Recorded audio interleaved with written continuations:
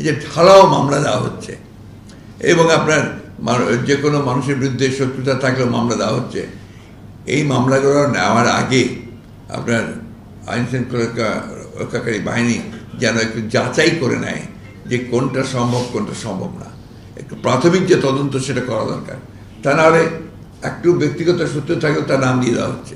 দেখা যাচ্ছে সেই কথায় আপনার খাগড়াছড়িতে কোনো ঘটনা ঘটেছে, সেটার মামলা দিয়ে দিচ্ছে আপনার গোটা দেশের নেতাদেরকে কেন্দ্র করে।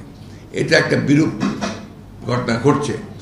আমি মনে করি যে এটা আপনার একেবারেই বন্ধ হওয়া দরকার। আমি আমাদের দলের সকল নেতাকর্মীদের কাছে আহ্বান জানাবো যে তারা এমন কোনো মামলা দেবেন না যে মামলাতে কোনো সারবস্তু থাকবে না, এবং সব মামলায় কেন্দ্রীয় নেতৃবৃন্দকে আপনার জড়িত করে মামলা দেওয়া এটাই বোধহয় সমীচীন নয়। যেখানে তার সম্পৃক্ততা থাকবে শুধু সেটাই দেওয়া দরকার। এরপরে আপনার কিছু কিছু জায়গায় এমন অভিযোগ এসছে জেলা প্রশাসকের বিরুদ্ধে মামলা দিয়ে দিচ্ছে এবং সে মামলা নিচ্ছে, এটা ঠিক না। একটা প্রশাসন আছে, একটা আপনার এখন ইন্টারিম গভর্নমেন্ট আছে, একটা ক্রান্তিকাল পার হচ্ছি আমরা। এই সময় যতটা সম্ভব এই সরকারের সঙ্গে সহযোগিতা করে, প্রশাসনের সঙ্গে সহযোগিতা করে একটা স্টেবিলিটি নিয়ে আসা, স্থিতিশীল অবস্থা নিয়ে আসা। এখন এই স্থিতিশীল অবস্থাকে কখনোই ব্যাহত করা উচিত নয়।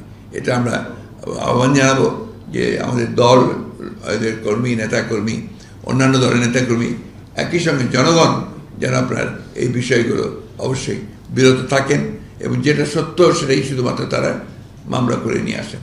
নাহলে এখন যেভাবে মামলা হচ্ছে সেটা আমি মনে করি যে সেটা এই যে বিপ্লব হয়ে গেছে, এই বিপ্লবকে আপনার সংহত করবে না।